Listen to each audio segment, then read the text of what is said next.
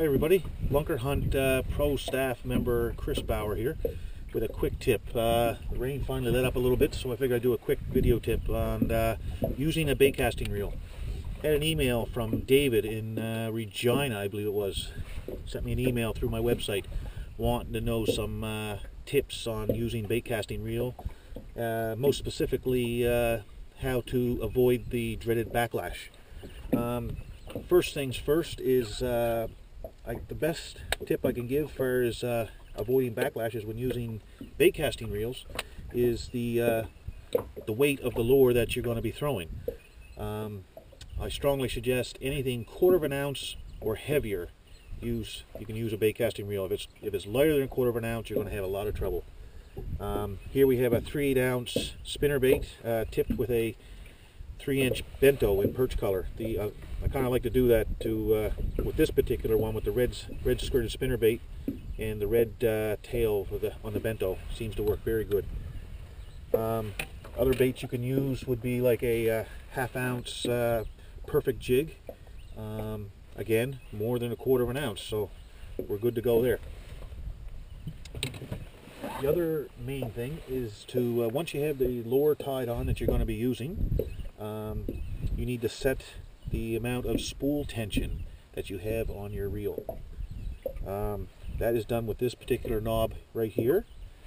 What you want to do is you want to loosen that knob off, and we're going to hold, I don't know if the camera can pick this up or not, but we're going to hit the free spool button, and we're going to let the bait drop to the deck of the boat, and you'll notice that I have a backlash, because see how easy that spool is spinning.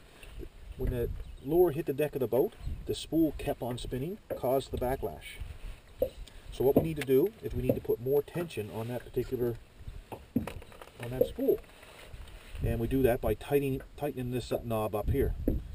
So what I like to do is I like to tighten it down fairly tight.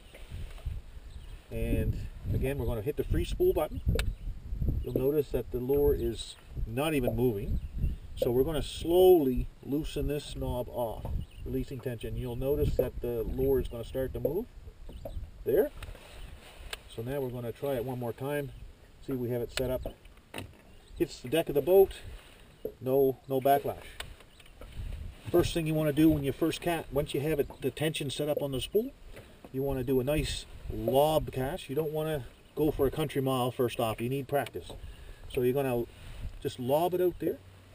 When the lure hits the water, make sure you put your thumb on the spool to stop it from spinning in case it decides to keep spinning. If you're having trouble with that, like if you're casting into the wind, you're going to encounter, like say when you're casting into the wind, you're going to encounter the lure is going to be traveling slower than what the spool is spinning, causing a backlash in the air. So you can control that by your magnetic brake on the side here. This particular Shimano Canon has magnets that you can pop out. The more magnets you have popped out, the more resistance or the more the brake is going to be applied. This one here, I only have two out of the 6 engaged.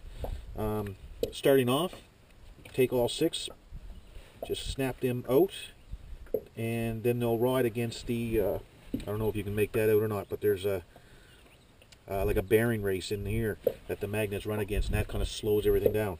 As you get more and more accustomed to it, you want to use less of these brakes. That way you get greater casting distance.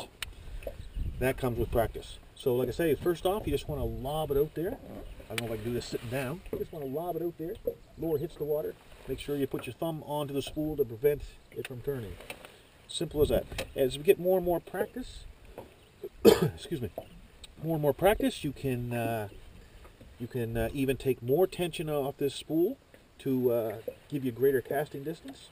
Once you get the hang of it, you will find that the baitcasting reel will make you a more versatile angler, which is always a good thing.